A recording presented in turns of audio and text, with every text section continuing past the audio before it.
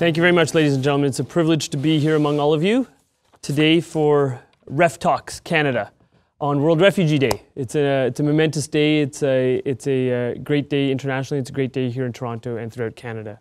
As Rana mentioned, my name is Arif Virani. I'm the Member of Parliament for Parkdale High Park, and I'm also the Parliamentary Secretary to the Minister of Immigration, Refugees and Citizenship. So I thought in terms of, Rana gave me sort of free rein in terms of what I would talk about, but I want to talk a little bit about my journey and also where that puts us here in Canada at this point in time. In terms of how I got here, in 1971 there was a military coup in Uganda. General Idi Amin Dada took control of the country from a fellow named President Milton Obote. There was initial optimism about Idi Amin, but it quickly gave way to fear, even horror. Amin became known as the Butcher of Uganda. Under his tenure, he ruthlessly rounded up opponents, killing them and dumping their bodies in Lake Victoria.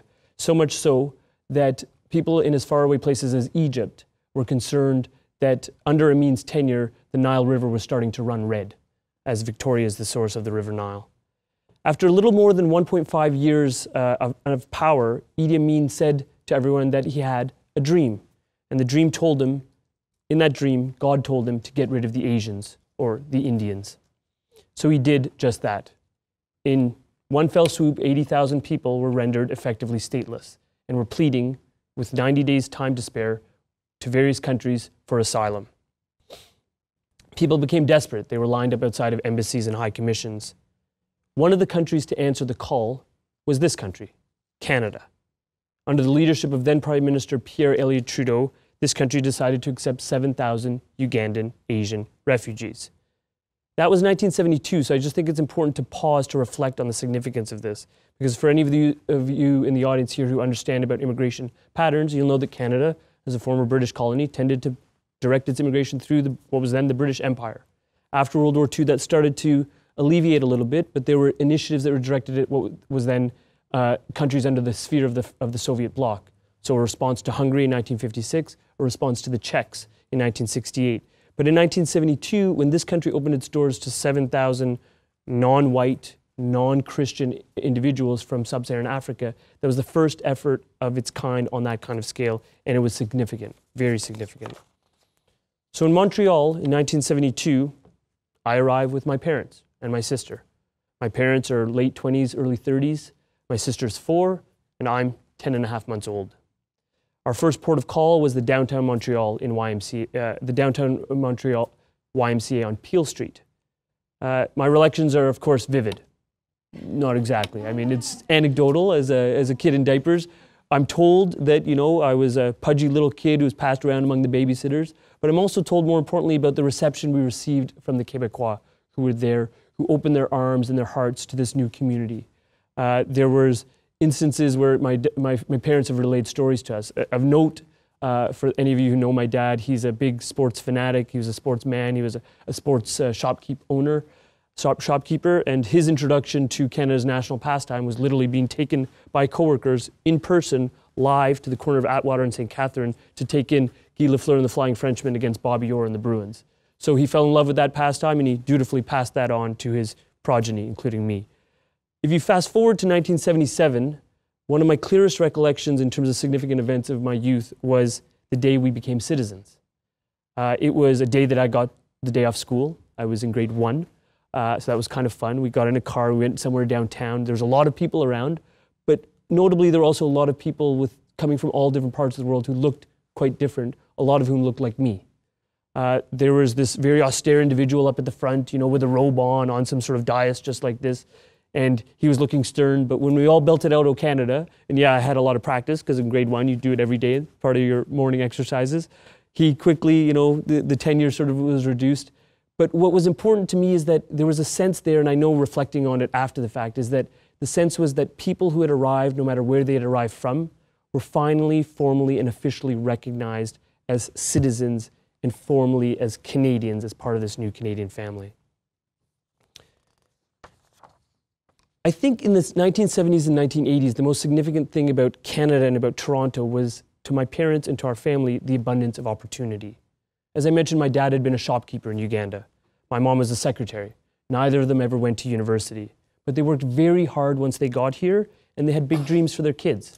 Most parents do. But what they wanted more than anything else for my sister and myself was to seize hold of all of the opportunities a place like Canada presented.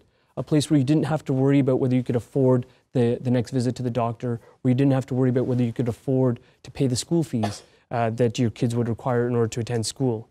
But above all else, they instilled in us the value of hard work and the importance of education. In this regard, I'll unabashedly say they were wildly successful. Both my sister and I have multiple degrees from good universities. I studied politics and history during undergrad at McGill, and then I went on to study law at the University of Toronto.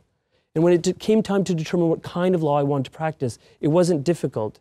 I don't think you can arrive in this country as a refugee, fleeing persecution, and not have that kind of experience inform everything you are, everything that you believe in, everything that you see in the world, and everything that you want to change in the world. And that can affect you consciously, but it can also affect you subconsciously. So for me, as Rana kindly said in her introduction, I turned to social justice and human rights work. I focused for the last 14 years as a litigator pursuing these important ideals. One of the key things that I was able to do, and I'm quite proud of, is that I helped to create a legal clinic here in Toronto that's called the South Asian Legal Clinic of Ontario that promotes access to justice for low-income people who are members of the South Asian diaspora. But it also took me abroad. I was in India working at a human rights NGO doing work on police reform. I also had the time to go back to East Africa, this time as an adult and as a lawyer, and work on the Rwandan War Crimes Tribunal prosecuting war crimes and genocide. I think there's an important digression that I want to make just here, though, about one step in that process, which is in between undergrad and law school. I spent a year working on Parliament Hill, and I was part of a program called the Parliamentary Internship program. What was nice about that program is that it had an international component where we went abroad, but we also received people from abroad. And one story really stands out for me, even to this day, when we received congressional interns from Washington. We were all 20-somethings, quite eager, et cetera.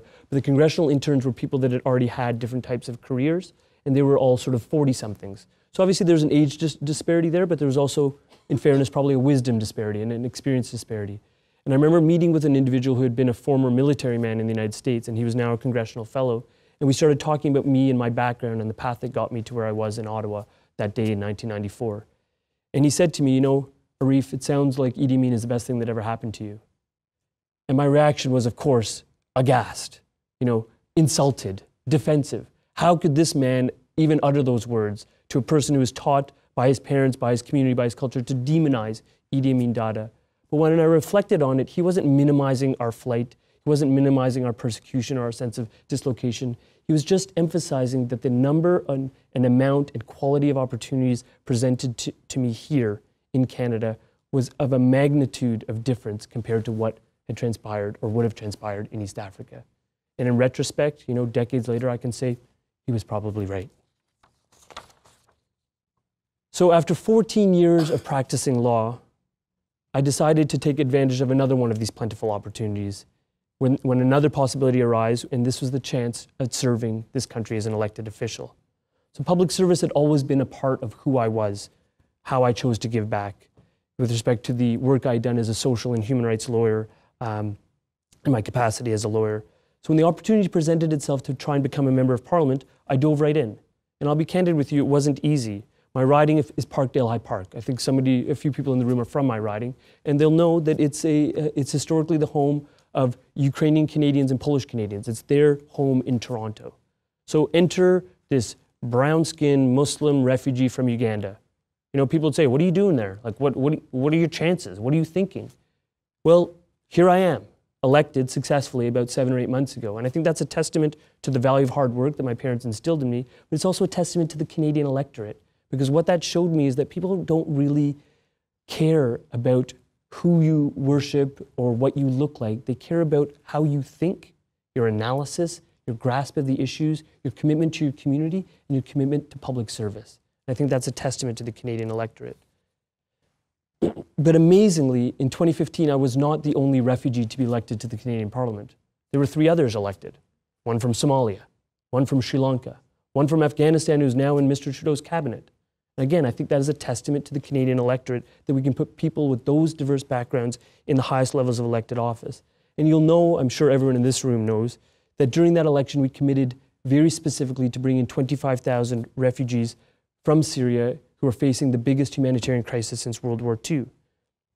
About a month after that election, I was given the distinct honor of being asked by the Prime Minister's office to serve Minister John McCallum as his parliamentary secretary. So I'm now the parliamentary secretary to the Minister of Immigration, Refugees, and Citizenship. I was humbled and gladly accepted this portfolio, but you can imagine there was a sense of things coming full circle. For this kid, this baby who was accepted by the elder Trudeau in 1972 as a Ugandan Asian refugee, to now be asked by the second Prime Minister Trudeau to assist in welcoming the next wave of newcomers to this country was very meaningful for me and very important to me. I just want to conclude in just touching on something that's happened sort of since I've taken on my role as an MP, but also my role as parliamentary secretary. In that role as parliamentary secretary, I've had the opportunity to welcome and interact with our Syrian newcomers, but that includes actually being on the ground at Pearson Airport, including the very first plane arrival on December 10th.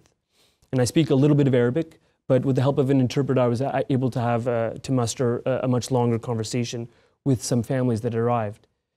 And I recall seeing one family that were holding a baby. They were exhausted. It's a long, long flight. They were very happy to be here, and we had a short chat. I introduced myself as a member of parliament and as a parliamentary secretary, which prompted on their part, despite their exhaustion, a very formal and official response of thanks. But I went on from there, and I asked them through the interpreter about their baby, and asked them how old that baby was. And their daughter was a little bit more than a year old. And I told them when I was their daughter's age, I was in their shoes, arriving at what was then called Dorval, and that I told them that this country is a welcoming country. It's a country of amazing opportunities. And I told them that you'll be presented with tons of opportunities. Seize every single one of them, and you never know where that daughter will end up. And I watched that formal response, that official response, it sort of metamorphosized. It went from bewilderment through skepticism, and then there was some comprehension, and then there was sincere appreciation. And I said to them, Ahlan wa sahlan fi Canada. Welcome to Canada, your new home. Thank you very much.